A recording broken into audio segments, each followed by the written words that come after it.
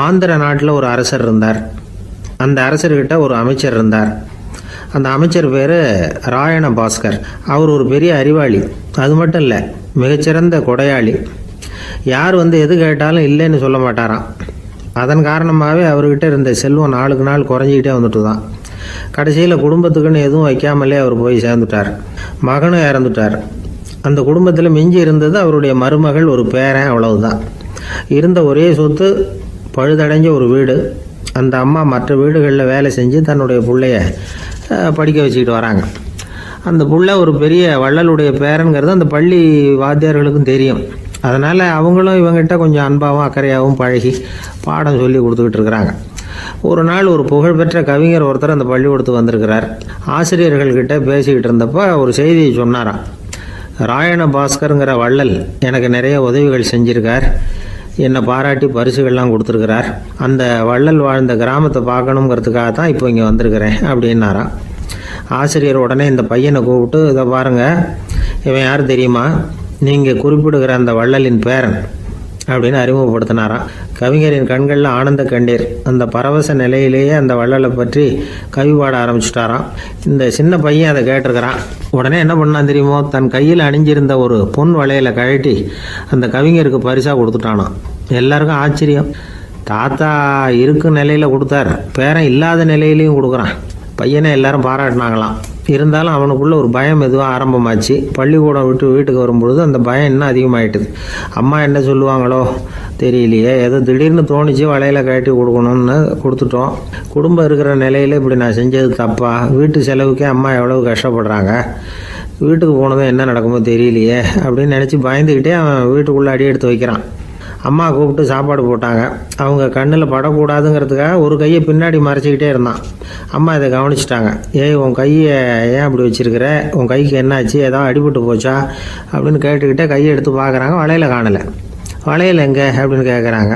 இவன் தயங்கிக்கிட்டே நடந்ததை சொல்கிறான். அதை கேட்டதும் அந்த அம்மாவோட முகம் கோபத்தால் சவுந்து போச்சான். முட்டாளே, என்ன காரியம் பண்ண அப்படின்னு கன்னத்தில் அரைஞ்சிட்டாங்களாம். அம்மா, என்னை அடிக்காத, ஏதோ தெரியாமல் தப்பு பண்ணிட்டேன் அப்படின்ட்டுருக்கான். மகனே, வளையலை கொடுத்ததுக்காக நான் உன்னை அடிக்கலை அப்படிங்க, பின்ன எதுக்கு அடித்தேன்னு கேட்டிருக்கான். உன் பாட்டனார் ஒரு பெரிய வள்ளல். அவர் எதையும் பாதி வேலையை செய்யறதில்ல. அவருடைய பேரை நீ அரைகுறை வேலை செஞ்சுட்டு வந்திருக்கிற அப்படின்னாங்களாம். என்னம்மா சொல்கிறேன்ருக்கான். நீ ஒரே ஒரு வளையலை மட்டும்தானே கட்டி கொடுத்துருக்குற. கொடுக்குறதா இருந்தால் ரெண்டையும் சேர்த்துல கொடுத்துருக்கணும். அதுதானே உங்கள் தாத்தாவுக்கு பெருமை அப்படின்னாங்களாம். அம்மா, தெரியாமல் இப்படி செஞ்சுட்டேன், உங்கள்கிட்டையும் அரை வாங்கிட்டேன் அப்படி இப்படின்னு அவன் சொல்லியிருக்கிறான். இப்போ அம்மா கொஞ்சம் இருங்க, அந்த கவிஞர் இன்னைக்கு நம்ம ஊரில் தான் தங்கியிருப்பார். நாளைக்கு காலையில் தான் அவர் எங்கே இருக்காருன்னு விசாரித்து இன்னொரு வளையலையும் கொடுத்துட்றேன் அப்படின்ட்டுருக்கான். மகனே, நல்ல செயல்களையெல்லாம் நாளைக்குன்னு ஒத்தி போடாத.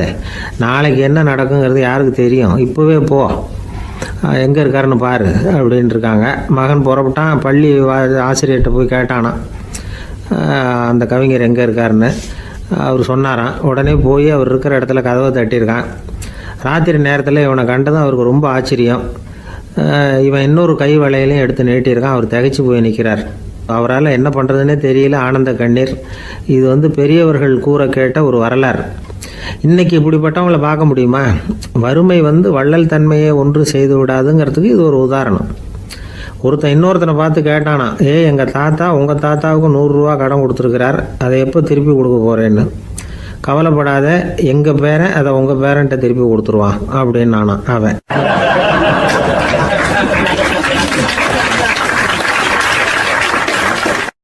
எனக்கு வாழ்க்கையே வெறுத்து போச்சு சார் அப்படின்னு சொல்லிட்டு ஒருத்தர் வந்தார்.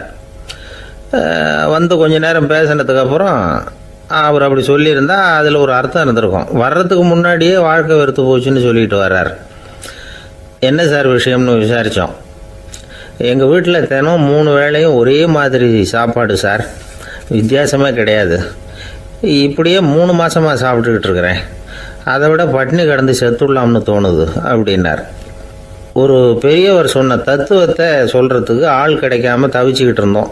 இப்போ ஒருத்தர் கிடைச்சிட்டார். விட்டுலாமா? உடனே அவரை உட்கார வச்சு சொல்ல ஆரம்பிச்சிட்டோம். அதாவது நாம் அனுபவிக்கிற உணர்வுகளில் களிப்பு, மகிழ்வு, ஆனந்தம், இது 3க்கும் ஒன்றுக்கு ஒன்று வித்தியாசம் உண்டு. மேம்போக்காக பார்க்குறதுக்கு இது 3 ஒன்று மாதிரி தோணும். ஆனால் அது அப்படி இல்லை. களிப்புங்கிறது உடம்பை பொறுத்தது, மகிழ்வுங்கிறது மனசை பொறுத்தது, ஆனந்தம்ங்கிறது ஆன்மாவை பொறுத்தது. இப்படி இந்த 3 வகையான இந்த சுவைப்புகளின் தன்மையும் வேற வேற. இப்போ முதல்ல களிப்புங்கிறத எடுத்துக்குவோம். நம்ம புலன்களுக்கு களிப்பை தரக்கூடிய பொருள்களுக்கு சில விசேஷ குணம் உண்டு. அது எப்படின்னா, சீக்கிரமே சலிப்பை உண்டு பண்ணும். ஒருத்தர் அந்த பொருளை எடுத்துக்கிட்டால் அது இன்னொருத்தருக்கு குறைஞ்சிரும். உணவு, உடை இதெல்லாம் களிப்பை தரக்கூடிய பொருள்கள். இப்போ உதாரணத்துக்கு, ஒரு சாப்பாட்டு மேசையில் ஒரு பாத்திரத்தில் 10 இட்லி இருக்குது. அதில் ஒரு 2 இட்லியை நம்ம தட்டில் எடுத்து வச்சு சாப்பிட்றோம். நாம் சாப்பிட்ட அந்த இட்லி நிச்சயமாக எதிரில் உட்காந்துருக்கிறவருக்கு இல்லை, அவருக்கு உபயோகப்படாது. நாம் சாப்பிட்ட அதே இட்லியை அவரும் சாப்பிட முடியாது, அவர் வேறு தான் எடுத்து வச்சுக்கணும். அது மாதிரி நாம் ஒரு சட்டையை எடுத்து போட்டுக்கிறோம், அதே சட்டையை அதே நேரத்தில் இன்னொருத்தர் போட்டுக்க முடியாது. புலன்களுக்கு களிப்பை தரக்கூடிய இது மாதிரி பொருள்கள்லாம் முதல் தடவை நமக்கு கொடுக்குற களிப்பை 2வது தடவையும் கொடுக்காது. 3வது தடவை இன்னும் குறையும், கடைசியில் வெறுப்பாக மாறிடும். ஒவ்வொன்றா இட்லியை தொடர்ந்து சாப்பிட்றோம்னு வச்சுக்கோங்க, முதல் இட்லி தரக்கூடிய சுவையை 30வது இட்லி தராது. முதல் தடவை புது சட்டையை போட்டுக்கிறப்போ நமக்கு இருக்கிற களிப்பு அதே சட்டையை 100வது தடவையாக போட்டுக்கிறோம்னு வைங்க, அப்போ இருக்குமா? இருக்காது. இதுதான் களிப்பு. அதாவது சீக்கிரமே சலிப்பை தரக்கூடியது. ஒருத்தர் எடுத்துக்கிட்டால் இன்னொருத்தருக்கு குறைஞ்சி போகக்கூடியது. ஆனால் மகிழ்ச்சிங்கிறது அப்படி இல்லை. ஒருத்தர் அனுபவிக்கிறதுனால இன்னொருத்தருக்கு குறைஞ்சி போகாது. இப்போ காலையில் சூரியன் உதயம் ஆகிறத பார்த்து சந்தோஷப்படுறோம், அதையே இன்னொருத்தரும் பார்த்து சந்தோஷப்படலாம்.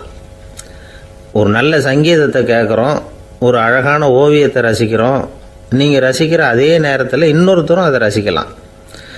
அதனால் அது குறைஞ்சி போகிறதில்ல. இது மகிழ்வு.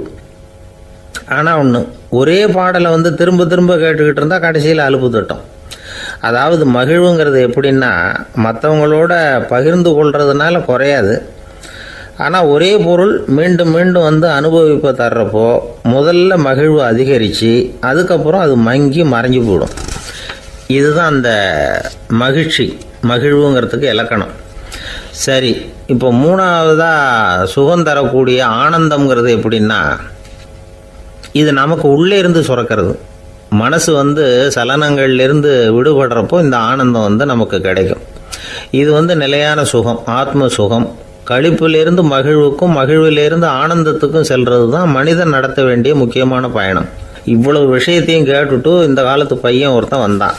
சார், இப்போ நீங்கள் ஒரு சாப்பாட்டு மேசையில் ஒரு 10 இட்லி வைக்கிறீங்க, என்ன உட்கார வைங்க, எதிரில் இன்னொருத்தனை உட்கார வைங்க, நான் களிப்பு மகிழ்வுலாம் தாண்டி நேரடியாக ஆனந்தத்துக்கு பயணம் பண்ணி காட்டுறேன் அப்படின்னா.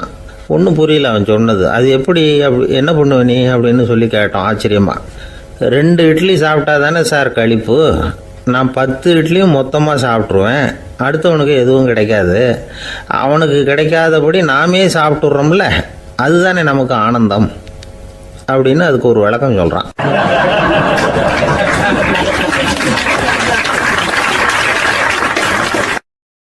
துஷ்டரை கண்டால் தூர விலகு, இப்படி ஒரு பழமொழி உண்டு.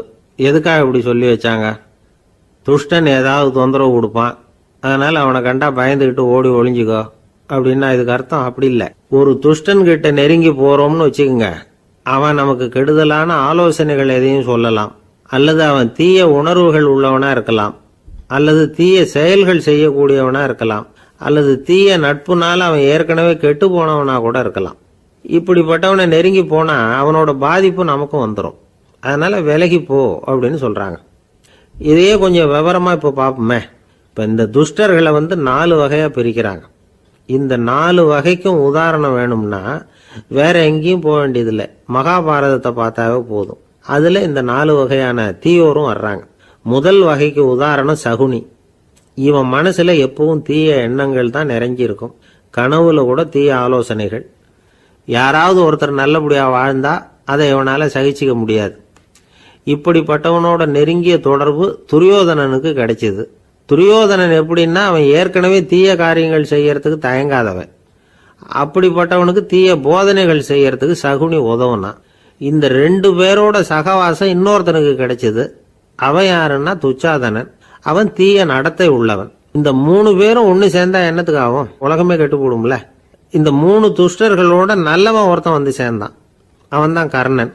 கர்ணன் இயல்பாகவே உத்தம குணம் உள்ளவன்.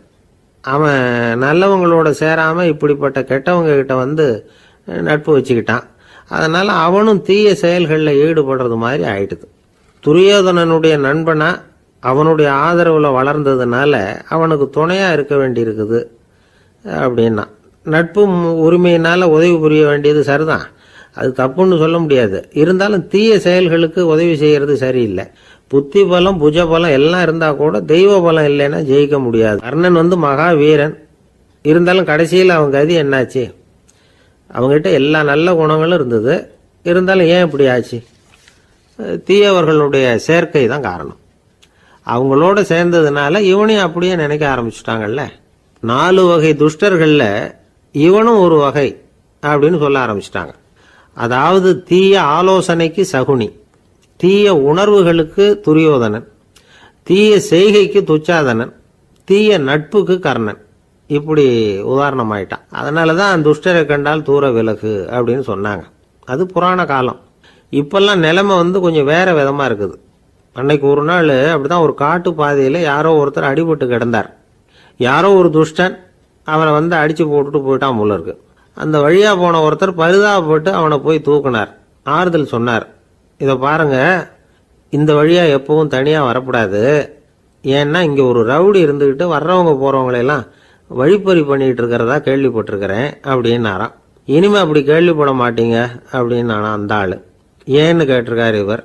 அவன் சொல்லியிருக்கான், நான் தான் சார் அந்த ரவுடி. இந்த வழியாக போனவங்க கிட்ட தகராறு பண்ணேன். அவங்க தான் என்ன இப்படி அடித்து போட்டு என்கிட்ட இருந்த பணத்தையெல்லாம் பிடிங்கிட்டு போட்டாங்க சார். காலம் ரொம்ப கெட்டு போச்சு அப்படின்னு நானா ரொம்ப பரிதாபமா.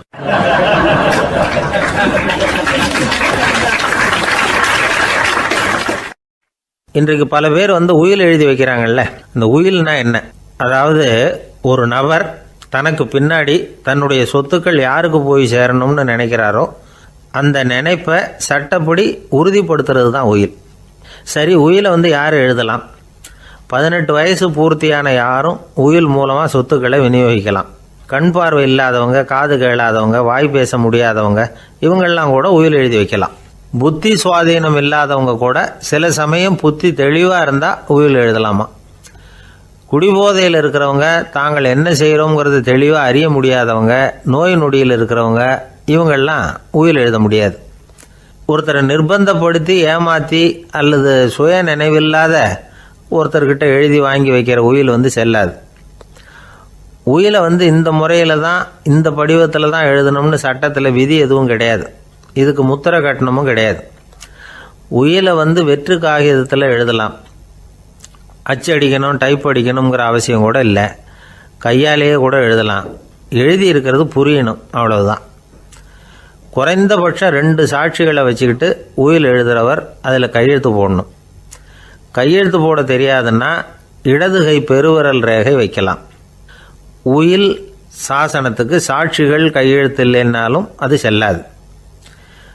அப்புறம் ப்ரிவிலேஜ்டு வில் அப்படின்னு இருக்கு. அதுக்கு மட்டும் சாட்சிகள் தேவையில்லை. அது என்னென்னா, இந்த விமானப்படை, கப்பல் படை அல்லது யுத்தத்தில் பணிபுரியும் நபர்கள் அவங்கெல்லாம் இருக்கிறாங்க இல்லையா, அப்படிப்பட்டவங்க எழுதுகிற உயில் அது. அதுக்கு சில விசேஷ சலுகைகள் உண்டு.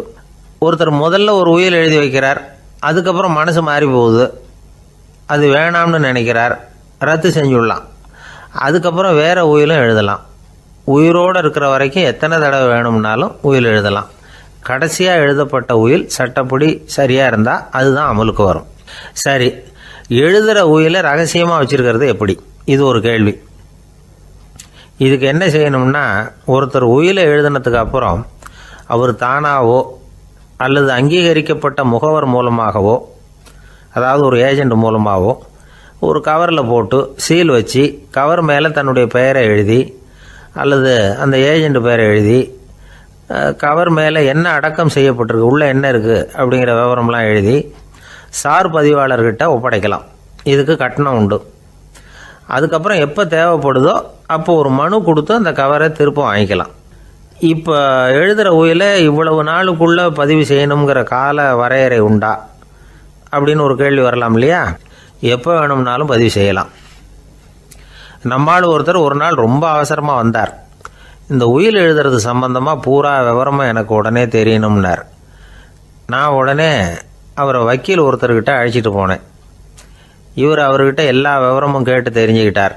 ரொம்ப தேங்க்ஸ்ன்னு சொல்லிவிட்டு 2 பேரும் வெளியில் வந்தோம்.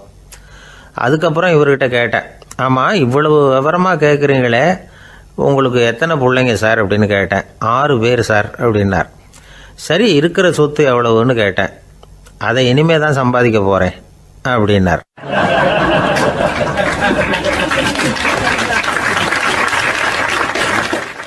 ஒரு ஊரில் ஒரு மன்னர் இருந்தார். அழகான அரண்மனையில் அவர் இருந்தார். அந்த அரண்மனையை விட அழகாக ஒரு மாளிகையை அந்த ஊர்லேயே வேற ஒருத்தன் கட்டியிருந்தான். அப்படி கட்டி முடித்ததில் அவனுக்கு ரொம்ப பெருமை. எத்தனையோ செல்வந்தர்கள்லாம் வந்து பார்த்துட்டு, இந்த மாளிகையை விலைக்கு கொடுத்துட்றியா, எவ்வளோ விலை சொன்னாலும் சரி நாங்கள் வாங்கிக்கிறதுக்கு தயாராக இருக்கோம் அப்படின்னு சொல்லி கேட்டு பார்த்துட்டாங்க. நான் இதை விற்கிறதுக்கு தயாராக இல்லை அப்படின்னு சொல்லிவிட்டான். அவ்வளவு சிறப்பாக கலை அம்சத்தோடு அதை கட்டி முடிச்சிருக்கிறான். அதுவே ஒரு பெரிய அரண்மனை மாதிரி இருந்ததுன்னா பார்த்துங்களேன். சுற்றிலும் அழகான பூந்தோட்டம். ஒரு நாள் அவன் எங்கேயோ வெளியூர் போயிட்டு திரும்பி வந்துக்கிட்டு இருக்கிறான். அப்போது அந்த மாளிகை தீப்பெட்டி எரிஞ்சிக்கிட்டு இருக்கு. பதறி போட்டான். விலைக்கு கேட்டவங்க யாராவது இதை செஞ்சுருக்கணும், இல்லைன்னா மன்னரே செய்த சதியோ என்னவோ, இப்படிலாம் அவனுக்கு சந்தேகம். ஒரு மூலையில் உட்காந்து அழ ஆரம்பிச்சிட்டான். அந்த சமயத்தில் அவனுடைய மகன் அங்கே ஓடி வந்தான். அப்பா அழாதீங்க, இதை நான் நேற்று ராத்திரியே நம்ம ஊர் மன்னருக்கு விற்றுட்டேன். இதை கட்டி முடிக்க நமக்கு எவ்வளவு செலவாச்சோ அதை போல் 3 மடங்கு விலைக்கு விற்றுட்டேன். கவலைப்படாதீங்க, இதை விட அழகான மாளிகையை நாம் புதுசாக கட்டிக்கலாம்னா. இதை கேட்டதும் அழுதுகிட்டு இருந்தவன் அழுகையை நிறுத்தினான். சிரிக்க ஆரம்பிச்சிட்டான். இதே இடத்த நான் மன்னர்கிட்ட இருந்து விலைக்கு வாங்குவேன், இதை விட அழகான மாளிகையை கட்டுவேன் அப்படின்னு சுற்றி நின்று எல்லார்கிட்டையும் சொல்லிக்கிட்டு இருந்தான். இந்த சமயத்தில் அவனோட இளைய மகன் ஓடி வந்தான். அப்பா, அண்ணன் சொன்னதெல்லாம் சரிதான், மன்னர்கிட்ட விலை பேசினதெல்லாம் உண்மைதான், ஆனால் விற்றது பேச்சு அளவில் தான்.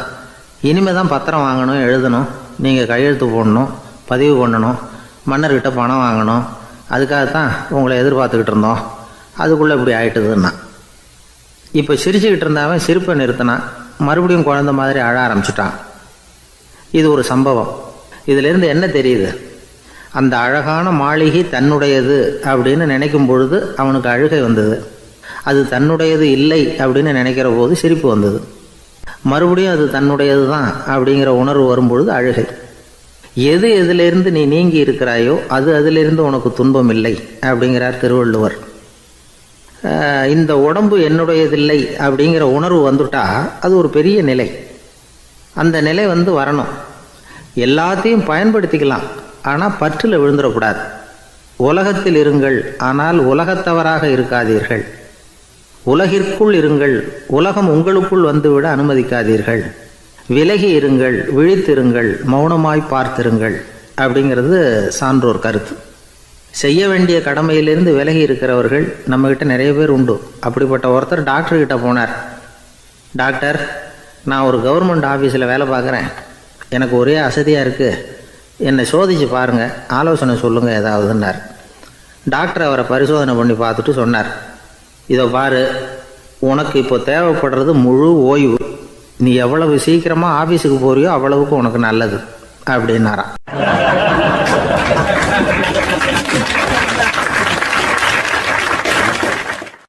ஒரு ஊரில் ஒரு ஆள் இருந்தான்.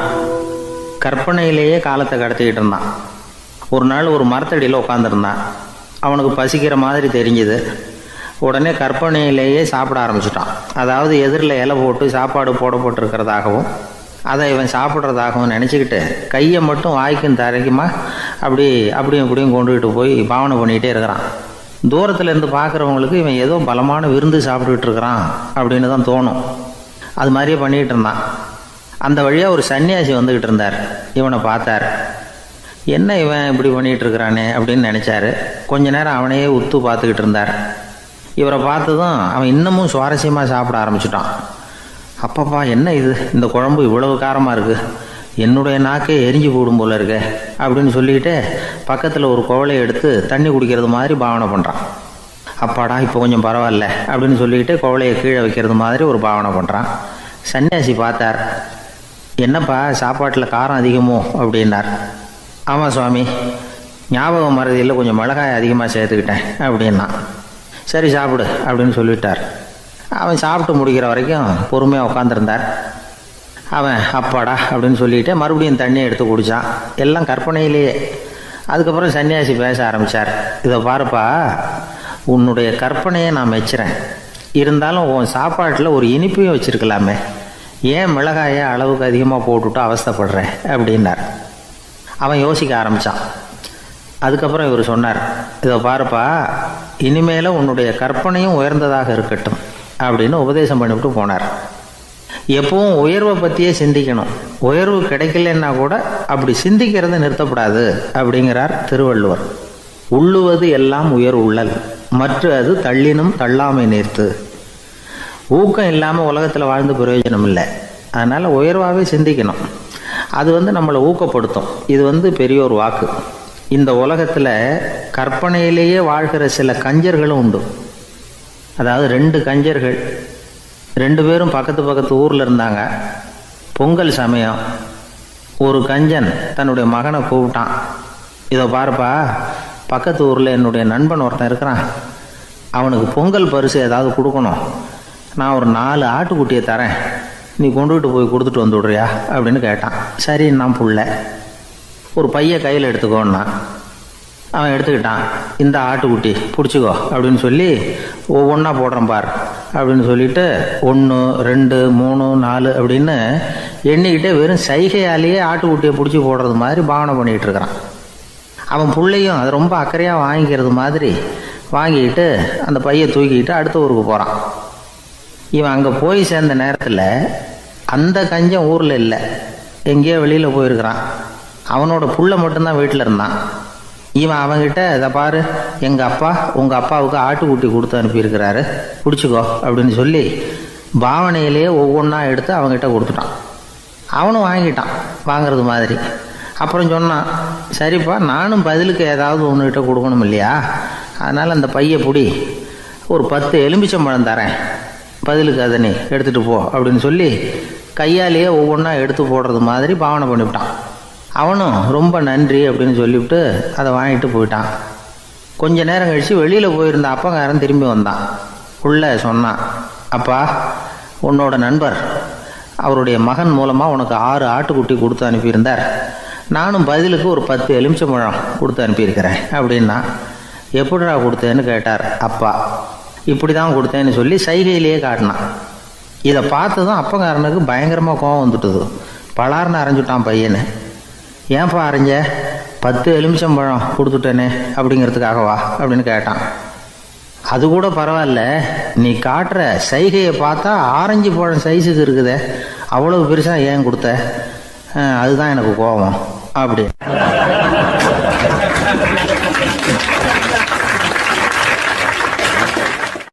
ஒரு நண்பர் யாருக்கோ ஃபோன் பண்ணிக்கிட்டு இருந்தார்.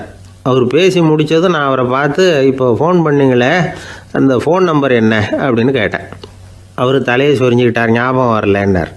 சரி சார், அதை விடுங்க, உங்கள் மனைவி பேர் என்ன அப்படின்னு கேட்டேன். மாலதின்னார்.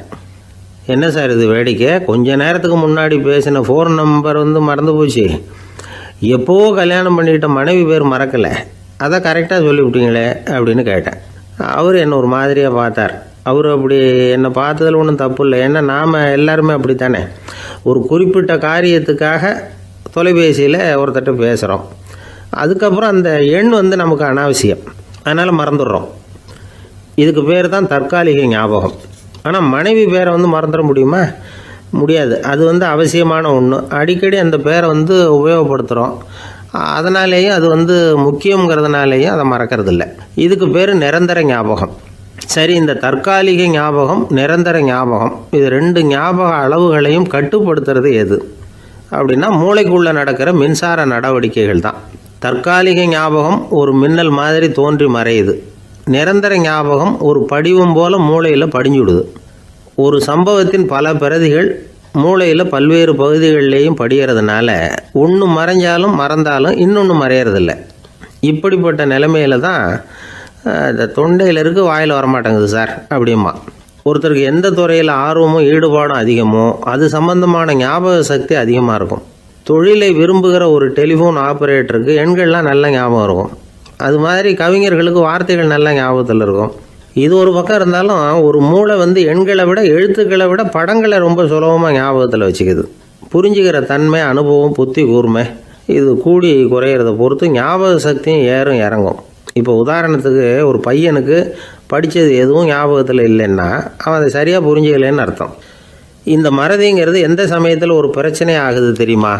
உங்களுக்கு வேண்டியப்பட்ட ஒருத்தரை ஞாயிற்றுக்கிழமை சாயந்தரம் சரியாக 5 மணிக்கு கடற்கரைக்கு வர சொல்லிவிட்டு அந்த நேரத்தை மறந்துவிட்டா அது பரவாயில்ல, வர சொன்னதையே மறந்துவிட்டா தான் நிலைமை மோசம்னு அர்த்தம். இப்படி இருந்தால் இது சிகிச்சை எடுத்துக்க வேண்டிய நிலைமைங்கிறத புரிஞ்சுக்கணும். ஆமாம், இதுக்கும் மருந்து இருக்குது. ஆனால் மூளை குறிப்பிட்ட அளவுக்கும் கீழே இயங்குறப்போவோ இன்னொன்று சொல்லுவாங்க, இந்த நியூரோ டிரான்ஸ்மிட்டர் அப்படின்னு சொல்லுவாங்க. அப்படிங்கிற மூளை ரசாயனம் ரொம்பவும் குறைஞ்சி போகிறப்போ மட்டும்தான் உபயோகப்படும். டாக்டர் என்ன சொல்கிறாங்க தெரியுமா? மூளையை பொறுத்த வரைக்கும் அதில் ஞாபக சக்தி அதிகமாக உள்ள மூளை, மறதி உள்ள மூளை அப்படின்னு ஒன்றும் கிடையாது அப்படிங்கிறாங்க. நினைவு வச்சுக்கிறதுக்கு பயிற்சி அளிக்கப்பட்ட மூளை, பயிற்சியற்ற மூளை அப்படின்னு வேணும்னா சொல்லலாம் அப்படின்னு சொல்கிறாங்க. அதனால் நம்ம ஞாபக சக்திங்கிறது நம்மக்கிட்ட இருக்கிற பயிற்சி, முயற்சி இதை பொறுத்து தான் அமையும். ஒருத்தர் ஒரு பென்சிலை எங்கேயோ வச்சுக்கிட்டு தேடிக்கிட்டு இருந்தார். அப்புறம் என்னமோ தீவிரமாக யோசனை பண்ணி அதை ஞாபகப்படுத்தி பார்த்துக்கிட்டு இருந்தாராம். எதிரில் உட்காந்துருந்தவர் சொன்னார், பென்சிலை தானே தேடிக்கிட்டு இருக்கீங்க, அது உங்கள் வலது காதில் இருக்குது சார் அப்படின்னாராம் அவர். இதுக்கு அவர் சொல்லியிருக்காரு, பென்சிலை வலது காதில் தான் வச்சுருக்கேங்கிறது எனக்கு நல்லா ஞாபகம் இருக்குது, ஆனால் எது வலது காதுங்கிறது தான் மறந்து போச்சு அப்படின்னாராம். அவர் அதை தான் யோசிச்சுட்டு இருந்திருக்கிறார்.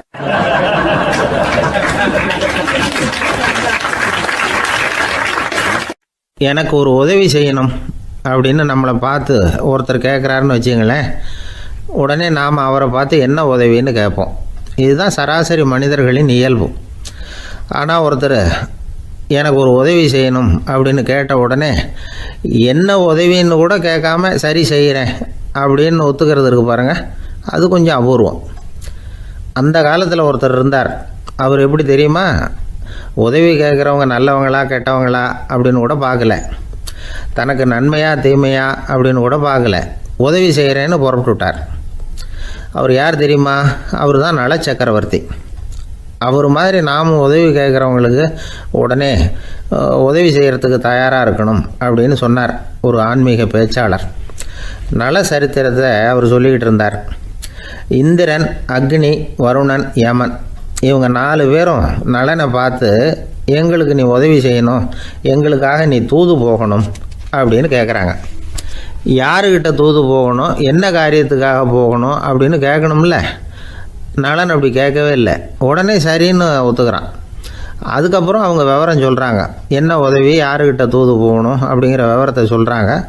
நலனுக்கும் அப்புறம்தான் புரியுது, எந்த தமயந்தியை இவன் காதலிச்சானோ, எந்த தமயந்தின் சுயம்பரத்துக்காக இவன் போய்கிட்டு இருக்கிறானோ அந்த தமயந்தியை பார்த்து தங்களுக்காக அவகிட்ட வாதாடணும், பேசணும், தங்களில் ஒருத்தரை கல்யாணம் பண்ணிக்கும்படியாக கேட்கணும் அப்படின்னு அவங்க 4 பேரும் நலன்கிட்ட கேட்குறாங்க. இதை கேட்டதும் நலன் கொஞ்சம் கூட முகம் சுளிக்கலை, பதட்டப்படலை. நேராக தமயந்தி கிட்ட போகிறான்.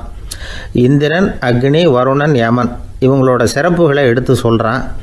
இவங்களில் ஒருத்தரை கல்யாணம் பண்ணிக்கலாம் அப்படின்னு சொல்லி கேட்டுக்கிறான். ஆனால் இதுக்கு தமயந்தி சம்மதிக்கலை. சுயம்பரம் நடக்குது, அவள் நலனை தேர்ந்தெடுக்கிறாள். அந்த 4 பேரும் நலனுக்கு நிறைய வரங்கள்லாம் கொடுக்குறாங்க. அதுக்கப்புறம் இப்படி போகுது கதை. இதில் நாம் கவனிக்க வேண்டியது என்னென்னா, உதவின்னு கேட்ட உடனே என்ன உதவின்னு கேட்காம சரி செய்கிறேன்னு சொன்னான் பாருங்கள், அதை கொஞ்சம் சிந்திக்கணும். செய்கிறேன்னு ஒத்துக்கிட்டதுக்கு அப்புறம் அது என்ன உதவின்னு தெரிஞ்சும் முகம் சுளிக்காமல் அதை செஞ்சான் பாருங்கள், அதையும் கொஞ்சம் சிந்திக்கணும். நம்மளும் ஒரு நண்பனை தேடி போனால் எனக்கு ஒரு உதவின்னா சரி சொல்லுன்னா, இப்போ உங்ககிட்ட 2 கார் இருந்தால் என்ன பண்ணுவேன்னா உடனே அதில் ஒன்று உங்ககிட்ட கொடுத்துருவேன்னா, அவன் உங்ககிட்ட 2 பங்களா இருந்தால் என்ன பண்ணுவேன்னா அதில் ஒன்று உங்ககிட்ட கொடுத்துருவேன்னா, உங்ககிட்ட 2 பேனா இருந்தால் என்ன பண்ணுவேன்னா அதில் ஒரு பேனாவை உங்ககிட்ட கொடுக்க மாட்டேன்னா அவன். ஏன்டா அப்படி சொல்கிறேன்னா, ஏன்னா இப்போ நிஜமாகவே என்கிட்ட 2 பேனா இருக்குது, அதனால் அப்படி சொல்கிறேன் அப்படின்னு நானான் அவன்.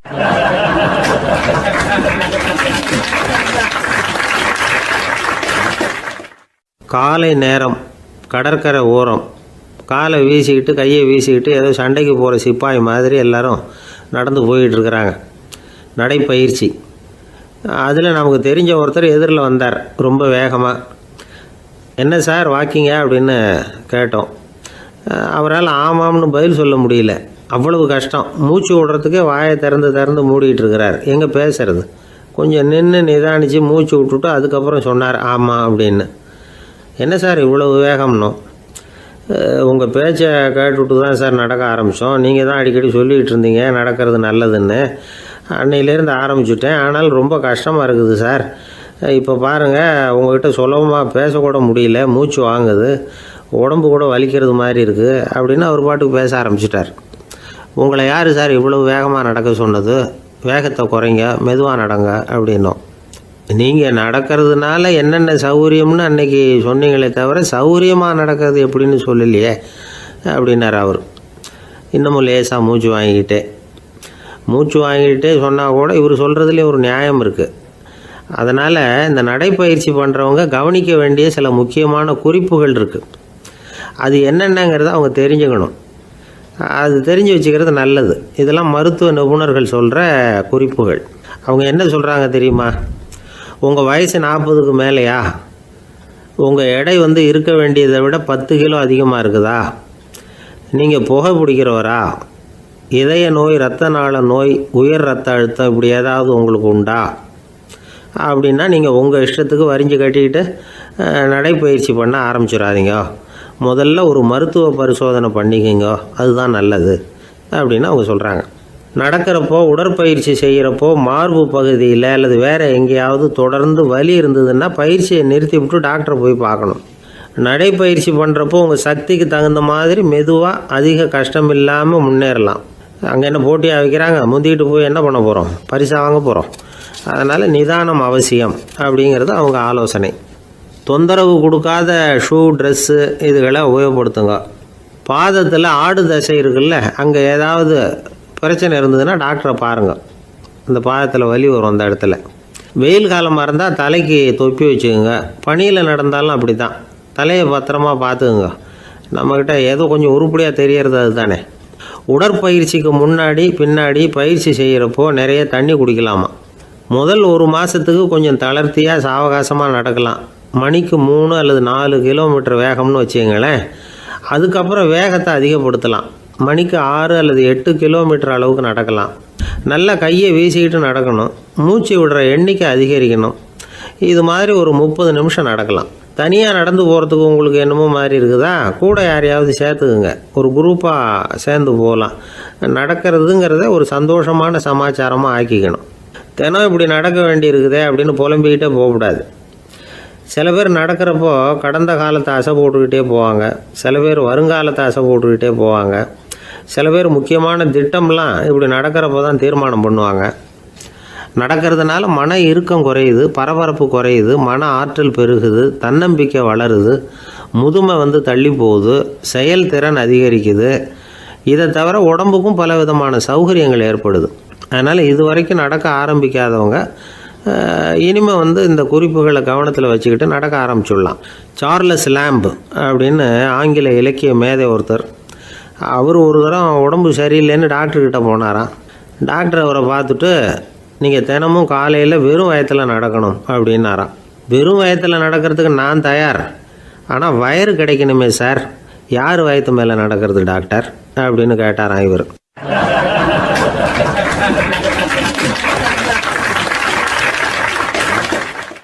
ஒரு ஊரில் ஒரு மன்னன் இருந்தான், கொடுங்கோல் மன்னன். நிறைய தொந்தரவு பண்ணிக்கிட்டு இருந்தான். அவன் ஒரு தடவை என்ன பண்ணான் தெரியுமா? ஒரு தப்பும் பண்ணாத ஒரு இளைஞனை பிடிச்சி ஜெயிலில் அடைச்சுட்டான். அந்த பையனோட சொந்தக்காரங்கள்லாம் ராஜா கிட்ட போனாங்க. அவன் ஒரு தவறும் பண்ணலை, அவனை விடுதலை பண்ணுங்க அப்படின்னு கெஞ்சி கேட்டுக்கிட்டாங்க. மன்னன் யோசனை பண்ணான். அந்த இளைஞனை கூப்பிட்டுக்கிட்டு வர சொன்னான். அவனை கொண்டாந்து ராஜா முன்னாடி நிறுத்தினாங்க. இதை பாருப்பா, உன்னை நான் விடுதலை பண்ணுவேன், ஆனால் ஒரு கண்டிஷன். அந்த நிபந்தனையை நீ நிறைவேற்றினா உனக்கு விடுதலை அப்படின்னா மன்னன். சரின்னு ஒத்துக்கிட்டான் பையன். மன்னன் கண்டிஷன் என்னங்கிறத சொன்னான். உங்ககிட்ட ஒரு செம்மறி ஆட்டை கொடுக்க போகிறேன். 1 மாதத்துக்கு அதுக்கு தேவையான தீனியையும் கொடுக்க போகிறேன். 1 மாதம் கழித்து அந்த ஆட்டை எடை போட்டு பார்ப்பேன். அந்த ஆட்டின் எடை கொஞ்சம் கூட கூடி இருக்கக்கூடாது. எடை கூடி இருந்தால் உனக்கு விடுதலை கிடையாது. என்ன சொல்கிற அப்படின்னா. பையனுக்கு ஒன்றும் புரியல, பயமாக போட்டுது. குழம்பிக்கிட்டே நின்றுக்கிட்டு இருக்கிறான். சரி, 1 நாள் டைம் தரேன், நல்லா யோசனை பண்ணி பார்த்துட்டு நாளைக்கு உன் முடிவை சொல்லு அப்படின்னா மன்னன். பையன் கவலையோடு வெளியில் வந்தான். அங்கே ஒரு பெரியவர் நின்றுக்கிட்டு இருந்தார். அவர்கிட்ட விஷயத்தை சொன்னான். அந்த பெரியவர் இந்த பையனுக்கு காதோட காதாக ஒரு வழியை சொல்லி கொடுத்தார். அதை கேட்டதும் பையன் மறுபடியும் மன்னன் முன்னாடி நின்னா, உங்கள் நிபந்தனையை ஏற்றுக்கிறேன்னு சொன்னான். மன்னன் ஒரு ஆட்டுக்குட்டியையும் அதுக்கு 1 மாதத்துக்கு தேவைப்படுற தீவனத்தையும் கொடுக்கும்படியாக உத்தரவு போட்டான். கொடுத்தாங்க. ஓடிட்டு போயிட்டான். 1 மாதம் தினமும் தவறாமல் அந்த தீவனத்தை ஆட்டுக்குட்டிக்கு போட்டுக்கிட்டு இருக்கிறான். 1 மாதம் கழித்து அந்த ஆட்டை அரண்மனைக்கு ஓட்டிகிட்டு போனான். மன்னன் அதை எடை போட்டு பார்க்குறான். எடை கூடவே இல்லை, அப்படியே தான் இருக்குது. உடனே போட்ட நிபந்தனைப்படி அந்த இளைஞனை விடுதலை பண்ணிவிட்டான். சரி, ஆட்டுக்கு எடை கூடாமல் இருக்கிறதுக்கு அந்த பெரியவர் சொல்லி கொடுத்த யோசனை என்ன அப்படின்னா, அது வேற ஒன்றும் இல்லை. அந்த ஆட்டுக்கு எதிரில் அது கண்ணில் படுற மாதிரி ஒரு ஓநாயை கட்டி போட சொன்னார். அவ்வளவுதான். ஆட்டுக்கு ஓநாய்ங்கிறது பிறவி பகை. ஓநாயை பார்த்தா ஆடு நடுங்க ஆரம்பிச்சிரும், அவ்வளவு பயம். தினமும் அந்த ஆடு பயந்துக்கிட்டே தேனி சாப்பிட்டுது, எடை கூடல. அதுதான் ரகசியம். இது சின்ன பிள்ளைங்களுக்கான ஒரு கதை. இதிலேருந்து தெரிஞ்சிக்க வேண்டிய உண்மை என்னென்னா, நாமெல்லாம் சாப்பிட்றப்ப மனசும் உடம்பும் அமைதியாக இருக்கணும். அப்போ தான் அது உடம்புல ஒட்டும். அவசரத்துலேயும் பயத்துலையும் சாப்பிட்டா அது சரியாக ஜீரணமாகாது. இன்னொரு ராஜா இருந்தார். அவரும் ஒரு இளைஞனை ஜெயிலில் அடைச்சி விட்டார். விடுதலை பண்ணணும்னா ஒரு கண்டிஷன்னார். என்னன்னு கேட்டான். ஒரு ஆட்டுக்குட்டியை அவன் முன்னாடி கொண்டாந்து நிறுத்துவேன், நீ அதுக்கிட்ட ஒரு கேள்வி கேட்கணும், அதுக்கு சரியான பதிலை சொல்லணும். அப்படி செஞ்சுட்டா உனக்கு விடுதலைன்னார். இளைஞன் யோசனை பண்ணி பார்த்தான். சரின்னு ஒத்துக்கிட்டான். அது பிரகாரமே ஆட்டுக்குட்டியை பதில் சொல்ல வச்சுட்டான். என்ன நடந்தது தெரியுமா? ஆட்டுக்குட்டியை கொண்டாந்து நிறுத்தினாங்க. இவன் மெதுவாக அதுக்கிட்ட போனான். அது காதுகிட்ட போய் ஏப்ரலுக்கு அடுத்த மாதம் என்ன மாதம்னு கேட்டான். அது உடனே மேன்னு கத்திச்சு. இவன் விடுதலை ஆயிட்டான்.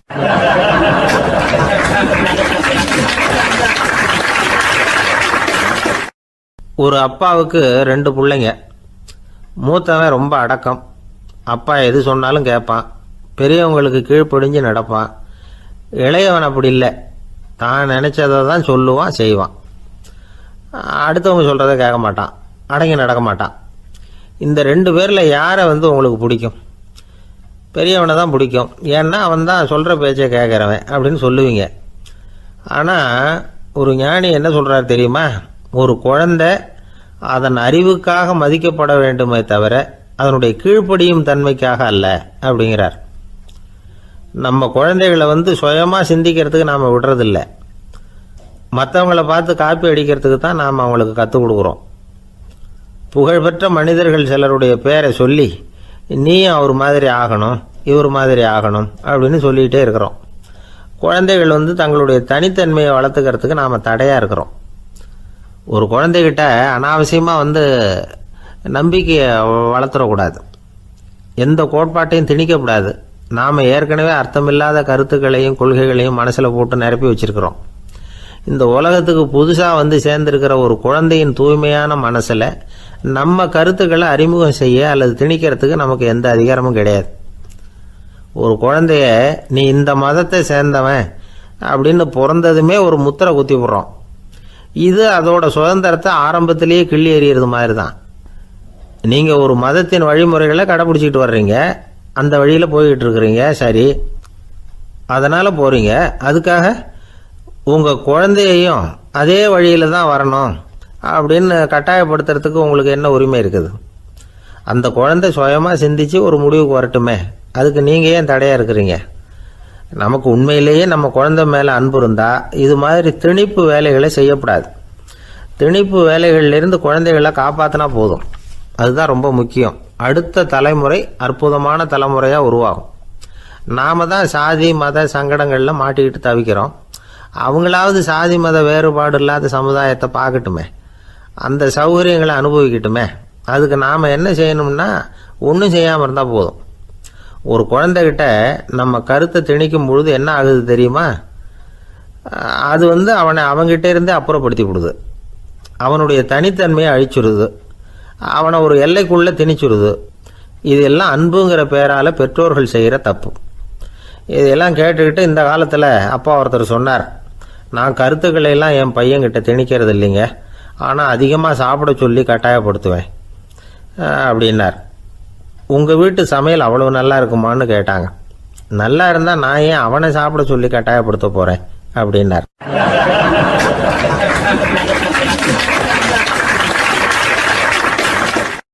உங்கள் பையன் எப்படி சார் இருக்கான் அப்படின்னு விசாரித்தார் ஒருத்தர். அவன் என்ன சார், எதை சொன்னாலும் காதில் வாங்க மாட்டேங்கிறான், அவன் பாட்டுக்கு போகிறான் வர்றான் அப்படின்னு சொல்லி அழுத்துக்கிட்டார் அப்பா. பெரியவங்க சொல்கிறத சின்ன பிள்ளைங்க கேட்கறது இல்லைங்கிறது ஒரு குறை, பெரியவங்க சொல்கிறது சின்ன பிள்ளைங்க காதிலேயே விழறது இல்லைங்கிறது ஒரு குறை. இது கொஞ்சம் சீரியஸான விஷயம், கவனித்து பார்க்கணும். ஒரு குழந்தைக்கு காது சரியாக கேட்குதா இல்லையா அப்படிங்கிறத நாம தான் கவனித்து பார்த்து கண்டுபிடிக்கணும். அதுவாக நம்மக்கிட்ட தவழ்ந்து வந்து அப்பா எனக்கு காது கேட்கல, அழைச்சிட்டு போங்க டாக்டர்கிட்ட அப்படின்னுலாம் சொல்லிகிட்டு இருக்காது. அது சரி, ஒரு குழந்தைக்கு காது சரிவர கேட்குதா இல்லையா அப்படிங்கிறத முன்கூட்டியே நாம் தெரிஞ்சுக்கிறது எப்படி? அதுக்கு சில வழி இருக்குது. உங்கள் குழந்தைய கொஞ்சம் அப்படி கவனித்து பாருங்கள். அடிக்கடி ஜலதோஷம், காதில் அரிப்பு ஏற்படுதா, மூக்கு விரிவாகவும் அப்புறம் டான்சில், அடினாய்டு, சத அழற்சி இது மாதிரி ஏதாவது இருக்கா, வாயிலிருந்து எச்சில் ஒழுகுதா, குழந்தை வாயினால் சுவாசிக்குதா, பற்கள் முன்னாடி தள்ளி வளருதா, இதெல்லாம் அதுக்கு அறிகுறி. அப்புறம் இந்த VBDF TH இப்படி இந்த ஒலிகள் சேர்ந்த வார்த்தைகளை குழந்தை சரியாக புரிஞ்சுக்காது. இப்போ உதாரணத்துக்கு பட்டுன்னு சொல்லு குழந்தை அப்படின்னீங்கன்னா அது கட்டுன்னு சொல்லும். அதாவது பட்டு சவுண்டை அதால் புரிஞ்சிக்க முடியல. அப்புறம் உங்கள் குழந்தை உங்களை உறக்க பேச சொல்கிறானா, அடிக்கடி கேள்வி கேட்குறானா, சாப்பிட்றப்போ கவனம் இல்லாமல் இருக்கானா, படிப்பில் போதுமான முன்னேற்றம் இல்லையா, வகுப்பில் சரியாக கவனிக்கிறது இல்லையா, இப்படிலாம் இருந்தால் ஆரம்பத்திலேயே டாக்டர்கிட்ட அழைச்சிட்டு போய் சிகிச்சையை ஆரம்பிச்சுடலாம், குணப்படுத்தி விடலாம். குழந்தைக்கு காது சரியாக கேட்கலன்னா நீங்கள் செய்ய வேண்டியது என்ன தெரியுமா? அவனுக்கு காது கேட்கலேங்கிறதுக்காக அவன் முன்னாடி சத்தம் போட்டு பேசக்கூடாது. மெதுவாக சீராக பேசணும், அவனை பார்த்து பேசணும். உங்கள் உதட்டு அசைவுகள் அவனுக்கு உதவும், அதை பார்த்தே புரிஞ்சுக்குவான். நீங்கள் வாயில் வெத்தலை பாக்கு போட்டுக்கிட்டோ புகை பிடிச்சிக்கிட்டோ பேசக்கூடாது. அப்படி பேசினா அவனால் அந்த உச்சரிப்பை சரியாக புரிஞ்சிக்க முடியாது. ஒரு வார்த்தையை சொல்கிறீங்க, அவனுக்கு புரியல அப்படின்னா அதே வார்த்தையை மறுபடியும் சொல்லணும். அவனுக்கு நீங்கள் முதல்ல சொன்ன வார்த்தை புரியலேன்னு நினச்சிக்கிட்டு மறுபடியும் திருப்பி சொல்கிறப்போ அதே அர்த்தம் வரக்கூடிய வேறு வார்த்தையை சொல்லக்கூடாது. இப்படிலாம் நடந்துக்கிட்டால் அவனுக்கு மன திடத்தை ஏற்படுத்த முடியும். இல்லைன்னா அவனுக்கு தாழ்வு மனப்பான்மை வந்துடும். குழந்தைக்கு காது கோளாறுன்னா ஆரம்பத்திலேயே டாக்டர்கிட்ட அழைச்சிட்டு போனால் போதும், குணப்படுத்தி விடலாம். அப்புறம் பார்த்துக்கலாமே அப்படின்னு அலட்சியமாக இருந்துட்டால் தான் கஷ்டம். சில பேர் கோபத்தில் சின்ன பிள்ளைங்க காதை பிடிச்சி திருகிறது உண்டு. இது ரொம்ப தப்பு. காது கையோடு வந்துட்டால் என்ன பண்ணுறது? ஒரு வேடிக்கை கதை, அது கதை தான், நிஜமாக நடந்ததில்லை, அது மாதிரி நடக்கவும் நடக்காது. ஒரு வேடிக்கைக்காக சொல்லப்படுற கதை. அதாவது ஒரு வீட்டில் அப்பா அம்மாவை பார்த்து சொல்லிகிட்டு இருக்கார், இதை பாரு, நாளைக்கு காலையில் என்னை சீக்கிரம் எழுப்பி விட்ரு, நான் செங்கல்பட்டு வரைக்கும் போயிட்டு வர வேண்டியிருக்கு அப்படின்னாராம். இதை அவங்க பையன் காதில் வாங்கிட்டு இருக்கான். அப்பாவுக்கு சிரமம் வேண்டாமே அப்படின்னு நினச்சி அவனே காலையில் யாருக்கும் தெரியாமல் எழுந்திரிச்சு புறப்பட்டு செங்கல்பட்டுக்கு போட்டான். சாயந்தரமாக திரும்பி வந்தான். அப்பா பையனை காணாமல் அலமோதிக்கிட்டு இருக்கிறார். சாயந்தரமாக பையனை பார்த்ததும் எங்கடா போயிட்டு வந்தேன்னு கேட்டார் கோவமாக. செங்கல்பட்டுக்கு போயிட்டு வந்தேப்பா, நீ வேணா அலைய வேண்டாமேன்னு அப்படின்னா. எதுக்கடா போனேன்னு அதட்டினார். அதான்ப்பா, நீ நேற்று அம்மா கிட்ட சொல்லிகிட்டு இருந்த, அதை காதில் வாங்கினேன், உனக்காக நான் போயிட்டு வந்தேன் அப்படின்னா. உடனே எந்த காதில் வாங்கினேன் அப்படின்னு சொல்லி காதை பிடிச்சி திருகினார். அந்த காது கையோடு வந்துட்டுது. இது நடந்து கொஞ்ச நாள் கழித்து அந்த அப்பாவும் பையனும் கடத்தெருவில் போய்கிட்டு இருக்கிறாங்க. எதிரில் ஒரு நாய் ஓடி வந்தது. அதுக்கு 2 காதும் இல்லை. என்ன இது, இந்த நாய்க்குட்டிக்கு 2 காதும் இல்லை அப்படின்னார் அப்பா. அதுக்கு பையன் சொல்கிறான், அப்பா அது 2 தடவை செங்கல்பட்டுக்கு போயிட்டு வந்துடுவோம் அப்படின்னானா.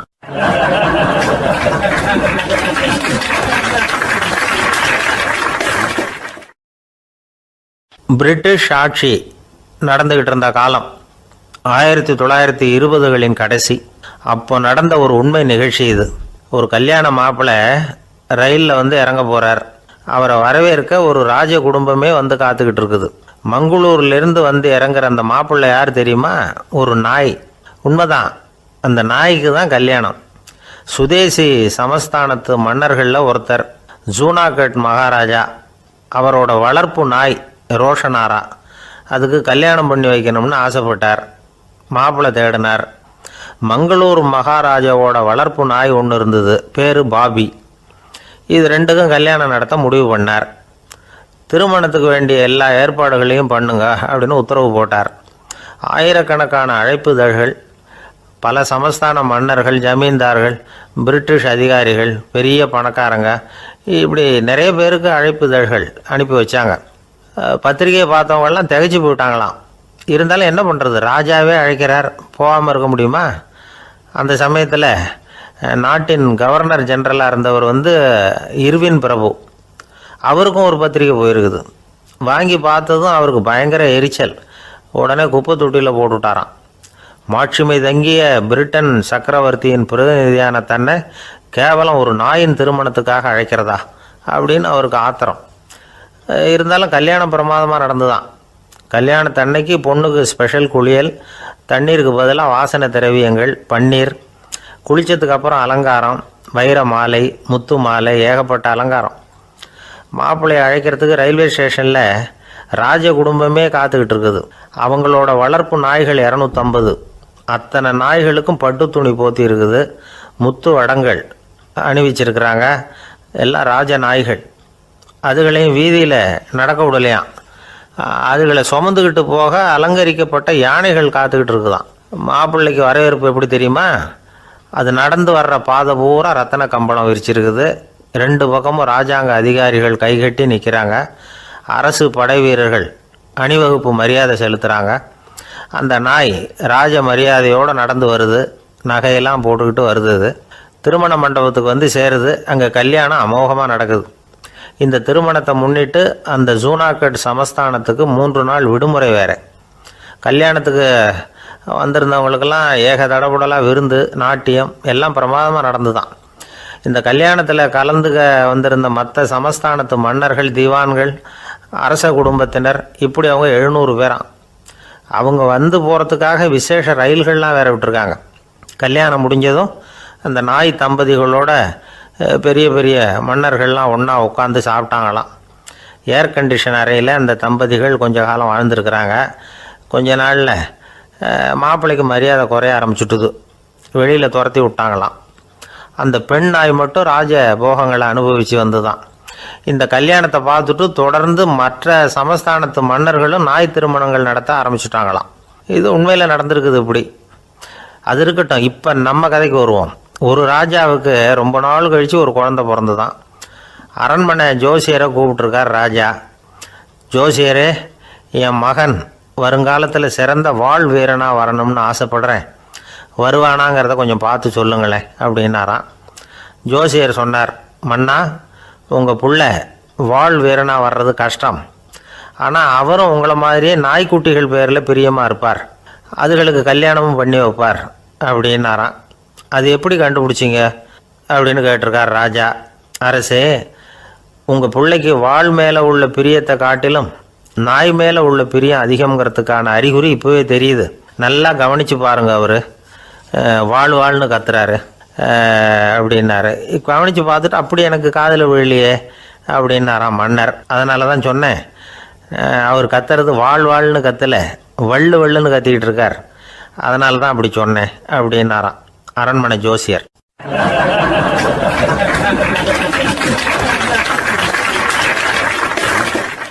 ஒரு பெரிய காடு. அந்த காட்டுக்கு மத்தியில் ஒரு ஆசிரமம். அங்கே ஒரு முனிவர் இருந்தார். பல இடங்கள்லேருந்து வர்ற குழந்தைகளுக்கு அவர் பாடம் சொல்லி கொடுத்துக்கிட்டு இருக்கிறார். ஏழை பணக்காரர் அப்படிங்கிற வித்தியாசம்லாம் கிடையாதுங்க. எல்லாரும் அவர்கிட்ட தங்கள் பிள்ளைகளை அனுப்பி வச்சாங்க. மன்னர்களுடைய பிள்ளைங்க கூட அங்கே அவர்கிட்ட தான் படிக்கிறதுக்கு வருவாங்க. ஆனால் அந்த முனிவரை பொறுத்த வரைக்கும் எல்லா பிள்ளைங்களும் ஒன்று தான். இது யார் வீட்டு பிள்ளைன்னெல்லாம் பார்க்க மாட்டார். எல்லாரும் சமம். மாணவர்கள்லாம் அங்கேயே மாத கணக்கில் வருஷ கணக்கில் தங்கியிருந்து பாடம் கற்றுக்கிட்டு போகிறது வழக்கம். அவராக பார்த்து போகணுன்னு சொல்கிற வரைக்கும் அங்கேயே இருக்கணும், படிக்கணும். குருகுல வாசம். ஒரு சமயம் ஒரு ராஜகுமாரனும் அவர்கிட்ட வந்து படிச்சுக்கிட்டு இருந்தான். அவனுக்கு ஒரு 15 வயசு இருக்கும். சில வருஷம் கழித்து அந்த முனிவர் தன்கிட்ட இருக்கிற மாணவர்களுக்கெல்லாம் பரீட்சை வச்சார். அவங்களுடைய அறிவு முதிர்ச்சியை கணிக்கிறதுக்காக பல சோதனைகள்லாம் வச்சார். ஒவ்வொருத்தராக பார்த்து இனிமேல் நீங்கள் வந்து உங்கள் வீட்டுக்கு போகலாம் அப்படின்னு சொல்லி அனுப்பி வச்சுக்கிட்டு இருக்கிறார். எல்லாரும் போயிட்டாங்க. கடைசியாக மிஞ்சி இருந்தது ஒரே ஒரு மாணவன். அவனை மட்டும் வீட்டுக்கு அனுப்பலை. யார் அந்த பையன் தெரியுமா? அவன்தான் அந்த ராஜகுமாரன். ராஜகுமாரனுடைய தந்தைக்கு, அதுதான் அந்த ராஜாவுக்கு, அங்கே வயசு ஏறிக்கிட்டே போகுது. என்ன இது, படிக்க போன பையன் இன்னும் திரும்பி வரலையே அப்படின்னு நினச்சார். வந்துட்டா சீக்கிரமாக அவனுக்கு பட்டம் கட்டிவிட்டு நாம் விலகிக்கலாமே அப்படின்னு நினச்சார். கல்யாணம் வேறு பண்ணி பார்க்கணும் பையனுக்கு. ஆனால் பையன் வர்ற வழியை காணும். ராஜா பார்த்தார். சரி, நேர்லேயே போய் என்னன்னு தெரிஞ்சுட்டு வந்துடுவோம் அப்படின்னு காட்டுக்கு புறப்பட்டார். அங்கே போய் முனிவரை பார்த்தார். முனிவர் வந்து இவரை அன்பாக வரவேற்று உட்கார வச்சார். அதுக்கப்புறம் ராஜா மெதுவா, எல்லாரையும் வீட்டுக்கு அனுப்பி வச்சுட்டிங்களாமே, ஏன் பிள்ளைய மட்டும் அப்படின்னு சொல்லி மெதுவாக இழுத்தார். முனிவர் வந்து இதுக்கு உடனே பதில் சொல்லலை. ராஜாவை கூப்பிட்டுட்டு போய் விருந்தினர் குடிசையில் தங்க வச்சார். அதுக்கப்புறம் சொன்னார், உங்கள் மகன் வந்து எல்லா பாடங்கள்லேயும் முதல் இடம் வாங்கியிருக்கான். இப்படி முதலாவதாக வர்ற மாணவனுக்கு நாங்கள் இன்னொரு தேர்வு வைக்கிறது வழக்கம். அதுலேயும் அவன் வந்து முதலாவதாக வந்துட்டான்னா அவன் ஒரு பெரிய வித்வான் அப்படிங்கிற கௌரவத்தை அடைஞ்சிருவான் அப்படின்னார். அதாவது முனிவர் அப்படி சொல்கிறார். அப்படி சொல்லிவிட்டு போயிட்டார் அவர். ராஜா அங்கேயே தங்கிட்டார். ராத்திரி படுத்து தூங்கினார். காலையில் எழுந்திரிச்சு அந்த குடிசைக்கு வெளியில் வந்தார் பல்லு விளக்கிறதுக்காக. அந்த சமயத்தில் தூரத்தில் ஒருத்தன் ஒரு கையில் கோடாலியை வச்சுக்கிட்டு தலையில் ஒரு பெரிய விறகு கட்டை சுமந்துக்கிட்டு வந்துக்கிட்டு இருக்கிறது மாதிரி தெரிஞ்சுது. யாராவது விறகு வெட்டியாக இருக்கும் அப்படின்னு நினச்சார் ராஜா. கிட்ட வந்ததும் உத்து பார்க்குறாரு. பார்த்தா அது தன்னோட புள்ள. திகைச்சு போயிட்டார். என்ன இது, ஒரு ராஜகுமாரனை கூட இது மாதிரி வேலையெல்லாம் செய்ய சொல்கிறாங்களே அப்படின்னு நினச்சார். ராஜகுமாரன் வந்து விறகு கட்டை கொண்டுகிட்டு போய் கொல்லை பக்கம் வச்சான். அந்த சமயம் முனிவர் அங்கே வந்தார். என்ன மகனே, விறகு வெட்டிட்டு வந்துட்டியா? சரி, இப்போ வந்து ஒரு துடைப்பத்தை எடுத்துக்கோ, விருந்தினர் குடிசையின் வாசல் பக்கத்தை கூட்டி பெருக்கி சுத்தம் பண்ணு போ அப்படின்னார். அப்படியே செய்கிறேன் குருவே அப்படின்னு சொல்லிவிட்டு போனான். சுத்தம் பண்ண ஆரம்பிச்சிட்டான். ராஜா பார்த்தார் இதை. உடனே ஓடியாந்தார். மகனே, என்ன காரியம் பண்ணுற? துடைப்பத்தை கீழே போடுனார். இப்போ அந்த ராஜகுமாரன் சொல்கிறான், தந்தையே, இது வந்து என்னுடைய குருதேவரோட உத்தரவு. இங்கே வந்து நான் ஒரு மாணவன். இங்கே அரசனும் ஒன்று தான், ஆண்டியும் ஒன்று தான். குருதேவர் சொல்கிறத மறுக்காமல் செய்கிறது தான் எங்கள் கடமை அப்படின்னா. இந்த சமயம் முனிவர் அங்கே வந்தார். இவனை வந்து முதுகில் தட்டி கொடுத்தார். அப்புறம் ராஜா கிட்ட சொன்னார், அரசே, உங்கள் புள்ள எங்கள் கடைசி தேர்வுலேயும் வெற்றி பெற்றுட்டான். பணிவு தான் மாணவர்களின் மிக உயர்ந்த குணம். குருநாதர் சொல்கிறது மனசுக்கு பிடிக்கலன்னா கூட மறுக்காமல் செய்யணும். அப்படி செய்கிறதுனால எதை செய்யலாம் எதை செய்யக்கூடாது அப்படிங்கிற விவேகம் அவங்களுக்கு வந்துடும். செய்யக்கூடாததை கூட பெரியவங்க சொல்லிவிட்டா செஞ்சு தான் ஆகணும் அப்படிங்கிற பணிவு அவங்களுக்கு வந்துடும்.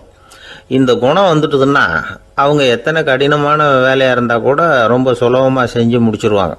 தூக்கத்திலேயும் அப்புறம் துக்கத்திலேயும் தோண்டு போட மாட்டாங்க. இந்த பணிவும் விவேகமும் அவங்கக்கிட்ட மன உறுதியை ஏற்படுத்தும்.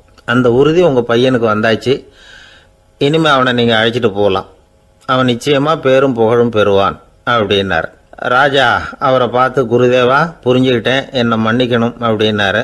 அதுக்கப்புறம் மகனை அழைச்சிக்கிட்டு நாட்டுக்கு திரும்பி வந்துட்டார். இந்த கதையை இன்று ஒரு தகவலில் சொல்லுங்கள் சார், உங்கள் நிகழ்ச்சியில் சொல்லுங்கள் சார் அப்படின்னு சொல்லி மாணவர்கள் கேட்டால் பணிவாக இருக்கிறது எப்படி அப்படிங்கிறத புரிஞ்சுக்குவாங்க அப்படின்னு சொன்னார் ஒருத்தர். சரி சொல்லுவோம், அதுக்கு முன்னாடி நேர்லேயே ஒரு பையன்கிட்ட சொல்லி பார்க்கலாமே அப்படின்னு தோணுச்சு. உடனே ஒரு பையனை கூப்பிட்டோம். ஏன்பா, உங்கள் வாத்தியார் உனக்கு இது மாதிரி ஒரு பரீட்சை வச்சா என்ன பண்ணுவேன் அப்படின்னு கேட்டோம். நானும் அப்படி தான் சார் நடந்துக்குவேன். விறகு வெட்டுவேன், துடைப்பத்தினால கூட்டி சுத்தம் பண்ணுவேன், உடனே செஞ்சு முடிச்சிருவேன் சார் அப்படின்னா. பலே பரவாயில்லையே அப்படின்னோம். ஆமாம் சார், அப்படி செஞ்சால் தானே வீட்டுக்கு அனுப்புவார், இல்லைன்னா இன்னொரு வருஷம் இங்கேயே இருந்து படின்னு சொல்லி விடுவார், அதனால் அப்படி செய்வேன் அப்படிங்கிறான் அந்த பையன்.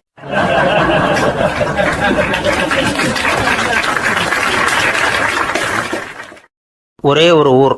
அந்த ஊருக்கு பேர் கொடையாளிப்பட்டி. அந்த பேருக்கு தகுந்த மாதிரி தான் அந்த ஊர் மக்களும். யார் வந்து என்ன கேட்டாலும் இல்லைன்னு சொல்லாமல் கொடுப்பாங்க. கொடையாளிகள் நிறைந்த ஊர். இனாமா மட்டும் இல்லை, கடனாகவும் பணம் கொடுப்பாங்க. யாருக்காவது அவசரமாக பணம் தேவைப்பட்டதுன்னு வச்சுக்கோங்க, அந்த ஊருக்கு போய் வாங்கிக்கலாம். பத்திரம் தேவையில்லை, சாட்சி தேவையில்லை, ஜாமீன் தேவையில்லை, எந்த உத்தரவாதமும் கேட்காம பணம் கொடுத்துருவாங்க. நம்மால் ஒருத்தனுக்கு பணம் தேவைப்பட்டது. சொந்த பந்தமெல்லாம் கேட்டு பார்த்தா யாரும் கொடுக்குற வழியாக தெரியல. எல்லாரும் அவங்கவுங்க சௌரியத்தை பார்க்குறவங்க, அடுத்தவங்க சௌரியத்தை பற்றி கவலைப்படாதவங்க. இவன் எல்லாரையும் கேட்டு பார்த்துட்டு சோர்ந்து போய் உக்காந்துட்டான். அந்த நேரம் தான் கொடையாளிப்பட்டியை பற்றி கேள்விப்பட்டான். அப்படி ஒரு ஊர் இருக்கிறது தெரிஞ்சதும் அந்த ஊருக்கு வழி கேட்டுக்கிட்டு ஒரு நாள் புறப்பட்டு போனான். வயல்காட்டு வழியாக போக வேண்டியிருந்தது. மெதுவாக நடந்து ஊர் எல்லைக்கு வந்துட்டான். 2 பக்கமும் விவசாய வேலைகள் மும்முரமாக நடந்துக்கிட்டு இருக்குது. ஏறு உழுதுகிட்டு இருக்கிறாங்க. அப்போ அங்கே ஒரு ஆளை பாம்பு கடிச்சுட்டுது. பக்கத்தில் வேலை செஞ்சுக்கிட்டு இருந்தவங்க ஓடி வந்தாங்க. அவசரமாக செய்ய வேண்டிய முதல் உதவியெல்லாம் செஞ்சு பார்த்தாங்க. பலன் இல்லை. அந்த ஆள் செத்து போட்டான். அவன் செத்து விட்டான்னு தெரிஞ்சதும் அவனை தூக்கி வரப்பு மேலே போட்டுட்டு எல்லாரும் அவங்கவுங்க வேலையை கவனிக்க ஆரம்பிச்சிட்டாங்க. அங்கே ஒரு ஆள் இவனை பார்த்து சொன்னான், ஐயா, நீங்கள் போகிற வழியில் இவன் சொந்தக்காரன் இவனுக்கு சோறு கொண்டுகிட்டு வருவான். இவன் இங்கே செத்துட்டான்னு அவங்ககிட்ட சொல்லிவிடுங்க அப்படின்னா. இவனுக்கு ரொம்ப ஆச்சரியம். என்னடா இது, பாம்பு கடிச்சுட்டுதுன்னதும் பதறி அடிச்சுக்கிட்டு ஓடி வந்தாங்க, செத்துட்டான்னதும் பேசாமல் தூக்கி போட்டுட்டு போயிட்டாங்க அப்படின்னு நினச்சிக்கிட்டே நடந்து போகிறான். எதிரில் சோறு கொண்டுக்கிட்டு ஒரு ஆள் வந்தான். இவன் விவரத்தை சொன்னான். அங்கே அவங்க சொந்தக்காரன் பாம்பு கடிச்சு செத்து போட்டான் அப்படின்னா. அவன் கொஞ்ச நேரம் அமைதியாக நின்னான். அதுக்கப்புறமா அங்கேயே வரப்பில் உட்காந்து கொண்டுகிட்டு வந்த சோத்தை தானே சாப்பிட்டு முடித்தான். பேசாமல் எழுந்திரிச்சு திரும்பி போயிட்டான். கொஞ்சம் கூட பதறல, அழலை. இப்படியும் ஒரு ஊரா அப்படின்னு நினச்சி ஆச்சரியப்பட்டுக்கிட்டே இவன் ஊருக்குள்ளே போனான். ஒரு பெரிய மனுஷனை பார்த்து பணம் கேட்டான். அவரும் இவனோட பேரையும் ஊரையும் மட்டும் விசாரிச்சுக்கிட்டு தேவையான பணத்தை கொடுத்துட்டார். பணத்தை வாங்கிட்ட பிறகு தன்னுடைய மனசை அரிச்சுக்கிட்டு இருந்த அந்த விஷயத்தை பற்றி கேட்டான். ஐயா, வழியில் ஒருத்தன் செத்துட்டான், அவனை அப்படியே தூக்கி வரப்பில் போட்டுட்டு எல்லாரும் வயல்வெளி வேலைகளை பார்த்துக்கிட்டு இருக்கிறாங்களே அப்படின்னா. இதுக்கு அந்த பெரியவர் சொன்னார், ஆமாம், அப்படி தான் செய்வோம். வேலை முடிஞ்சு வீட்டுக்கு திரும்புகிறப்போ அவனை தூக்கிட்டு வந்து அடக்கம் பண்ணிடுவோம் அப்படின்னார். ரொம்ப ஆச்சரியமாக இருக்கே அப்படின்னா. ஏன் உங்கள் ஊரில் யாராவது செத்துட்டா என்ன பண்ணுவீங்க அப்படின்னு கேட்டார். என்ன இப்படி கேட்குறீங்க, எங்கள் ஊரில் எல்லாம் பணத்தை தூக்க விட மாட்டாங்க, ஒப்பாரி வைப்பாங்க, கட்டி புரண்டு அழுது புலம்பி தீர்த்துருவாங்க அப்படின்னா. இவன் பெரியவர் பார்த்தார். அவங்ககிட்ட கொடுத்த பணத்தை லபக்குன்னு பறிச்சுக்கிட்டார். திருப்பி வாங்கிட்டார். இவன் பதறி போய் நிற்கிறான். அவர் சொன்னார், பணத்தையே விட மாட்டேன்னு கட்டுப்பிடிச்சி அழுதா நான் கொடுத்த பணத்தை மட்டும் எப்படி திருப்பி கொடுக்க போகிறேன், போயிட்டு வா அப்படின்னு விரட்டி விட்டாரான். இந்த கதையை நண்பர் ஒருத்தர் சொன்னார். கதை வேடிக்கையாக தெரிஞ்சால் கூட இதில் கருத்து உண்டு. பணம் பிணம் இது ரெண்டையுமே விடுறதுக்கு அவ்வளவு சுலபமாக மனம் வர்றதில்லை. இந்த 2 விஷயங்கள்லேயும் அறிவார்ந்த செயல்பாடு தேவை. ஒரு பேருந்து மரத்தில் மோதி விட்டுது. எல்லாரும் அடிபட்டு முனைகிட்டு கிடக்கிறாங்க. டிரைவர், கண்டக்டர் இவங்களுக்கும் அடி. அவங்களும் ஒரு பக்கம் கிடக்கிறாங்க. ஒரு மூலையில் கிடக்கிற ஒருத்தன் மெதுவாக முக்கி முனகி கண்டக்டர்னு சத்தம் போடுறான். கண்டக்டர் மெதுவாக